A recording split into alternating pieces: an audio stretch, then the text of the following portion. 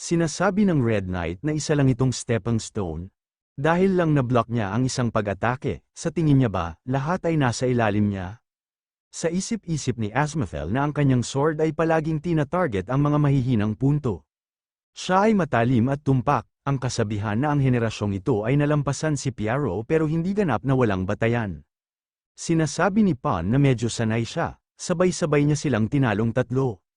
Dapat over level 400 na siya, di ba? Sinasabi ni Faker na third advancement player sila, kaya magiging matigas siya para sa kanila. Pero ang mas ikinagulat niya ay, sundalo lang ba talaga siya? For some reason, parang mas malakas ang sundalo nila sa assassin na yun.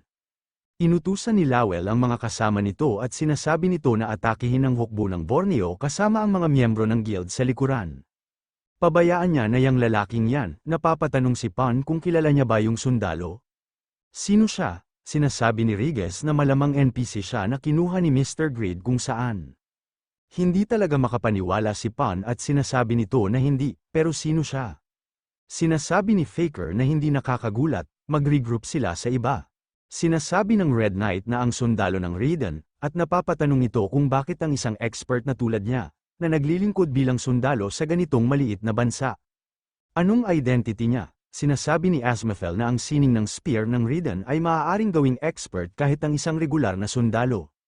Sa isip-isip ni Asmafel na malamang nanilikha ito ni Piaro sa pamamagitan ng pagbabago ng spear technique ng Sahara, ang Imperial Spear Technique. Kahit na siya lang siguro ang ganap na nakabisado nito. Umatake na si Asmafel at ginamit nito ang Raiden's Spearmanship, second style, Dragon's Tail. Muntik nang tinamaan ng Red Knight at nakaramdam ito ng takot. At sa isip-isip nito na halos hindi niya na nailabas ang kanyang sword, ngunit solid ang kanyang horizontal at vertical defenses, kahit solid. Kahit nasubukan niyang itulak ang kanyang sword, haarangin niya lang ito ng kanyang spear. Tapos, kailangan niyang anticipate ang susunod na galaw niya at strike siya sa laterally. Mabilis na umatake si Asmafel, at mabilis ito nawala sa kanyang kinalalagyan, at mabilis na nakapunta sa Red Knight at inatake ito. Hindi makapaniwala at sa isip-isip nito na tinutukan niya ang blind spot niya. Anong nangyayari sa sundalong ito? Dapat siya lang ang nangingibabaw sa battlefield na ito. Sinasabi ni Asmafel na kung hindi niya makita ang dalawang hakbang sa unahan, hindi niya man lang malalampasan ang isang ordinaryong sundalo. Sumisigaw at galit na sinasabi ng Red Knight na tumahimik ka. Umatake na ito at ginamit niya ang Aura Rage, sa isip-isip ng Red Knight na hindi dapat higit sa 30 tao sa kontinente na mas malakas kaysa sa isang single-digit knight. At gayunpaman, isa sa kanila ay isang sundalo mula sa Raiden. Ang balanse ng kapangyarihan ay gumuho, nagiging masyadong mapanganib ang battlefield na ito. Tumatakbo ang Red Knight at hindi niya napansin na sa harap na pala si Asmafel, at sinasabi ni Asmafel na ang isang taong malakas ay dapat palaging magsikap na malampasan ang mga hadlang. Ngunit nagpakita siya ng kanyang likod, mahina ka, at inatake niya ito. Sa isip-isip ng Red Knight na nagawa niyang iwasan ang Aura Rage, na umaatake sa lahat ng direksyon. Tumusok ang kanyang spear sa kanyang depensa, mabilis siya. Hindi niya ito mablock, napapasukan na lang ito ng dugo. At napapamura at napapatanong ito kung anong klaseng spearmanship ito. Aatake ulit si Asmafel at gagamitin ito ang Raiden's Spearmanship, third style. Golden Aura, nagtataka at sa isip-isip ng Red Knight na kahit wala siyang suot na red armor, may isang tao lang na kayang talunin siya ng ganito na spear. Umatake na si Asmafel at ginamit nito ang Raiden's Spearmanship. Pinnacle, splitting the seven seas, sinasabi ng Red Knight na ang pinakamalakas na spear ng kontinente, ay si Kier Ines. At napapatanong ito kung bakit siya nagtatago sa Raiden bilang sundalo. Sinasabi ni Asmafel na mali ang hula niya, hindi lang siya mahina, mabagal rin siya makahuli. Ang ikasyam na knight ng Red Knight, si Nautilus, ay namatay na. Nakangiti sinasabi ni Lowell na nagawa nilang malampasan ang hindi inaasahang balakid. Nabalik na ang plano, sumisigaw at sinasabi ni Lowell na nakita ba nila ito, mga sundalo? Galing sa Raiden ang spearmanship ng sundalong yan. Matutunan rin nila yan, mula sa sandaling ito, ang sundalong na si As ay mapro-promote sa pagiging sarhento. Atakihin nila ang Borneo's army, takbuhan na ang mga sundalo ng Raiden at tumaas ang kanilang moral. At sinasabi ng isang sundalo na tulad ni As, kailangan din nila makamit ang magagandang bagay. At batid ng isang sundalo na na-promote siya ng 3 beses. Isang normal na sundalo naging sarhento, sinasabi ni Lowell na hindi niya akalain na gagawin niyang sundalo si As para patunayan na hindi walang kwenta ang training. Mr. Asmathel, muntik niya na rin siyang mapaniwala, pakiusap, patuloy niyang itago ang kanyang sarili bilang isang sundalo paminsan-minsan para ma-inspire sila. Sinasabi ni Asmathel na hindi pa siya handang mamuno sa iba. Sundalo lang siya, sa isip-isip ni Lowell na commander ng militar, pinuno ng mga Magic Knight. Parang hindi sapat ang pagbibigay sa kanya ng titulong sarhento. Ito ay kapansin-pansin, enjoy ba siya sa pagiging sundalo? Sinasabi ni Lowell na sige, habang si As siya, sabihin na nila na simpleng sundalo siya. Ang dahilan kung bakit madali nilang tapusin itong 3,000 versus 10,000 na gyera ay dahil sa mass-produced set ni Mr. Greed at hindi sila match sa ordinaryong sundalo. Sa Vampire City, sinasabi ng lalaki na yun ay isang hindi kapani-pani walang bilis na pag-hunt Mr. Shin Yang-woo. Habang nagpapahinga siya, maaari niya bang ibahagi ang kanyang sikreto sa mga manonood? Sinasabi ni Greed na binigay niya ang Mjolnir sa mga God Hands. At pagkatapos, patayin lang sila, simple di ba? Kahit sino magagawa ito. Nadismaya naman dito ang lalaki at sinasabi nito na simple nga. Sinasabi ng mga viewers na anong klaseng secret yan, ang dahilan kung bakit ang armas ay isang hammer ay tila dahil sa cycle ng pinsala nito. Sinasabi niya sa kanila na gumamit siya ng divine power, pero walang kwenta kung wala ang Mjolnir at ang mga God Hands. May makakapag-share ba ng stat information ni God Greed? Sa isip-isip ni Bonnie na ipinakita niya kung paano siya manghunt. Bagamat ang mga detalye ay kalat-kalat dahil sa paraan ng pagpapakita nito, ang pangkalahatang reaksyon ng mga manunood ay naging positibo. Natutuwa siya dahil lahat ay nakatuon sa mga maiinit na isyu na ito. Sinasabi ni Shin-ye na Mr. Shin Yang-woo, masyado siyang masungit, dapat niyang seryosohin ang mga bagay para sa mga manunood. Hindi ba dapat manghunt siya habang ipinapaliwanag ang mga kahinaan ng mga vampira? Kailangan niyang gawin itong sulit para sa mga nanonood, Park Shin-ye. OGC main announcer, sinasabi ni Greed kung bakit niya dapat gawin ito. Ang kontrata ay para sa paggawa ng pelikula ng paghunting, hindi pagbibigay ng masterclass. Napakunot ng mata si Shin-ye at sinasabi nito na wala ba siyang profesionalismo. Hindi ba siya masyadong pabaya, consider na binayaran siya ng 20 milyon. Galit na sinasabi ni Greed na ang OGC ay kumikita ng maraming pera, kaya bakit siya nagagalit sa kanya?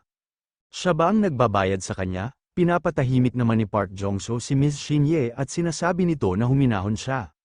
Huwag siyang gumawa ng eksena, galit at na high blood na ito at sinasabi nito na sila ang haharap sa mga reklamo ng manunood. Sobrang careless siya, sinasabi ni Park Jong-soo na ngunit si Mr. Greed ay hindi isang profesional na broadcaster, kaya kailangan nila siyang pabayaan. Sinasabi ng isang vampira na nagtataka siya kung ano ang naging sanhi ng pagsabog na yun, ngunit isipin na ito ay mga tao. Sa wakas ay makakapagpista na sila pagkatapos ng napakatagal na panahon. Lamunin ng bawat isa sa kanila, sinasabi ni Park Jong-soo na hindi pa nga sila nakakapagpahinga, gising na sila.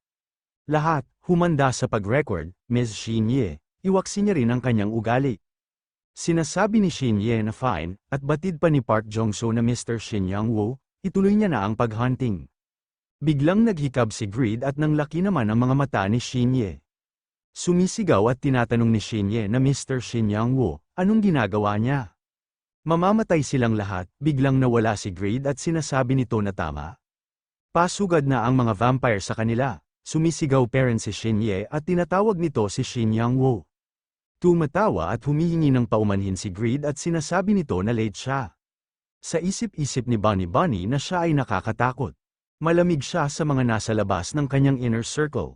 Kung magiging masama siya sa kanyang panig, siya yung uri ng taong magpapakita sa kanya kung ano ang impyerno. Tinatanong ni Nobita kung nasaan ang babaeng yun, umalis ba siya sa kanyang trabaho. Sa Pat Ryan, sumisigaw si Marky Valtin at sinisigaw nito ang pangalang ni Lowell. Siya ay hamak at masamang hamak, inaatake ang kanyang mga kaalyado mula sa likuran. Wala ba siyang karangalan? Pag lumabas ang nangyari ngayon, masisira ang dangal ni Duke Greed. Sinasabi ni Lowell na totoo naman, at kung humina ang tiwala sa kanya, mahihiwalay sila sa ekonomiya at militar. Sinasabi ni Marky Valtin na eksakto, nagkamali siya. Tapos na ang lahat para sa kanya, sinasabi ni Jishuka na grabe ang sitwasyon. Dahil sa pagtataksil sa Raiden, ang ibang puwersa ay hindi sabik na makipagtulungan sa kanila. Sinasabi ni Vantner na kailangan nilang pagtakpan ito hanggat maaari, hindi ba? Sinasabi ni Marquis Valtin na sa tingin niya ba talaga posible yun sa isang digmaang kinasasangkutan ng libu-libong tao. Pakawalan niya siya agad, sa isip-isip ni Marquis Valtin na oo, nag-aalangan siya. Gayunpaman, sa mga ibinahaging batas ng kontinente, mayroong isa na nagbabawal sa pagpatay sa isang marangal na bihag mula sa ibang bansa. Bagamat makakaligtas siya, sisiguraduhin niyang babayaran niya ang kahihiyang ito.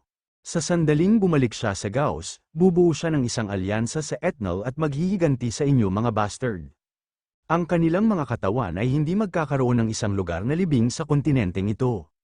Mga mayayabang na tanga ng Raiden, lumapit si Lowell at tinatanong nito kung ano ang pinagsasabi niya. Kung nawalan sila ng tiwala, dapat nilang alisin ang mga kalaban sa hinaharap para protektahan ang sarili nila. Nang laki ang mga mata ni Marquis Valtin at sinasabi nito na hindi niya ba alam na bawal pumatay ng noble hostage mula sa ibang bansa. Tsaka meron siyang 3,000 sundalo dito, paano niya talaga siya papatayin? Sinasabi ni Lowell na marahil nakakakita na siya ng mga multo. Namatay ang 10,000 sundalo ng Borneo sa Pat Ryan, at si Marquis Valtin ay napatay ng arrow. Ganyan siya maalala ng kasaysayan, nagulat naman sila sa kanilang narinig. At tinatanong nito si Lowell kung may balak ba siyang patayin silang lahat. Kahit mga NPC sila, paano niya papatayin yung hindi man lang lumaban? Masyado nang malayo ang nararating niya, sinasabi ni Lowell na upang makakuha ng kapangyarihan, ang isa ay isawsaw ang kanilang mga daliri sa kasamaan kahit isang beses. Ang Overgeared ay nagsumikap ng husto upang ilihis ang atensyon ng mundo upang makamit ang mga layunin nito. Kaya, ipagpatuloy ba nila ang larong ito? Sinasabi ni Marquis Valtin na ikaw bastard, hindi ba siya natatakot na ang kanyang masasamang gawa ay magbabalik kay Grid sa isang sulok? Nakangiting sinasabi ni Lowell na siya ang may pananagutan sa pagsubok na ito. Makikita ito ni Mr. Grid hanggang sa huli, kaya huwag siyang mag-alala tungkol dyan. Go lang, sa isip-isip ni Lowell na ngayong naging target na sila ng Asron, hindi na sila makakaiwas sa stigma ng betrayal. Kung hindi mababago ang kinalabasan, makakakuha sila ng maraming benepisyo hanggat maaari at magsusumikap para sa kalayaan. Kasama ang Overgeared Guild, ang kanyang mga diskarte, Marquis Time, at Earl Asher. Kahit na maging kalaban sila ng ibang paksayon, maaari silang maglagay ng pundasyon upang madaig sila. Sinasabi ni Lowell na gaano man nila ito nakuha, sa huli, ang bandila ng kapangyarihan ay dapat itaas sa pamamagitan ng lakas. Siya na ang magdudumi ng kamay, kaya, kunin ang araw na ito upang muling pagtibayin ang kanyang pasya. Si Marquis Valtin at lahat ng 3,153 na sundalo ng Borneo, ay patayin. Isasagawa ng mga sundalo ng Raiden ang mga pagbitay para mag-level up. Maraming dugo ang nagkalat at maraming sigaw ang maririnig sa buong Pat Ryan. Sinasabi ng system na nakagawa ka ng patayan, gamit ang digmaan bilang dahilan. Ikaw ay magiging target ng sama ng loob mula sa marami, ngunit magkakaroon din ng ilang taimtim na tagasunod. Nakuha mo na ang title na Wise Villain, dahil sa epekto ng title, na-unlock ang stat political power. Ang iyong kapangyarihan sa politika ay tumaas ng 500. Ang iyong attack power at magic power ay tumaas ng malaki. Nakuha mo ang kasanayang Berserk, nakuha mo na ang kasanayang malupit na buwis, nakuha mo ang kasanayang walang awa na mga utos. Nakangiting parang demonyo si Lowell at sinasabi nito na bilang presyo para sa isang malungkot na patayan, nakakuha siya ng isang cool na kapangyarihan, tila nagsimula na ang alamat ng anino ng Overgeared na si Lowell. Sinasabi ni Vantner na for some reason, parang lumala ang estado ng lalaking yan. Sinasabi ni Pon na nakakagulat ito, pareho siya ng iniisip niya.